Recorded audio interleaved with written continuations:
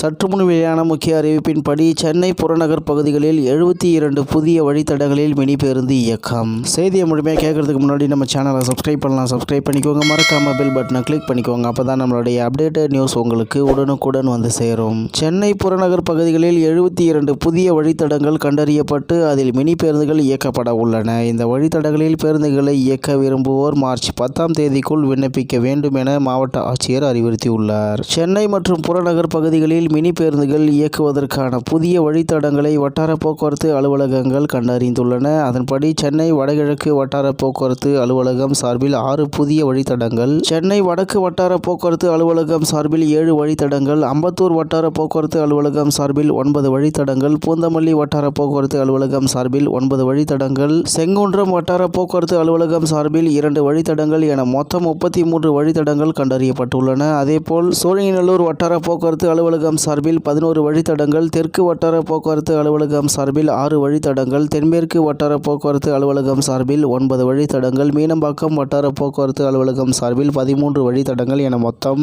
39 புதிய வழித்தடங்கள் தென் மண்டலத்தில் கண்டறியப்பட்டுள்ளன. இவற்றில் மகளிர் தொழிற்பேட்டை முதல் ஆவடி பேருந்து நிலையம் வரை, அம்பத்தூர் நகராட்சி அலுவலகம் முதல் அம்பத்தூர் ரயில் நிலையம் வரை, பழைய மாமல்லபுரம் சாலை முதல் காரப்பாக்கம் 200 அடி ரோடு வரை, போரூர் ராமச்சந்திரா மருத்துவமனை முதல் அஷ்டலட்சுமி நகர் காவல் பூத் வரை, ராமாபுரம் டிஎல்எஃப் முதல் போரூர் சுங்கசாவடி வரை, ஆலந்தூர் மெட்ரோ முதல் அத்திப்பாரா வரை, கீழக்கட்டளை பேருந்து நிறுத்தம் முதல் குரோம்பேட்டை தாலுகா அலுவலகம் வரையிலான வழித்தடங்களும் அடங்கும். இந்த 72 புதிய வழித்தடங்களில் பொதுமக்களின் பயன்பாட்டுக்காக மினி பேருந்துகளை இயக்க விரும்புவோர் தங்களுக்கான வழித்தட விவரங்களை குறிப்பிட்டு சம்பந்தப்பட்ட வட்டார போக்குவரத்து அலுவலகத்தில் மார்ச் 10ஆம் தேதிக்குள் விண்ணப்பிக்குமாறு சென்னை மாவட்ட ஆட்சியர் அறிவுறுத்தியுள்ளார். ஒரு வழித்தடத்திற்கு ஒன்றுக்கும் மேற்பட்ட விண்ணப்பங்கள் பெறப்படும் பட்சத்தில் குலுக்கல் முறையில் ஒருவர் தேர்வு செய்யப்படுவார் என்று தகவல் வெளியாகியுள்ளது என்பது குறிப்பிடத்தக்கது.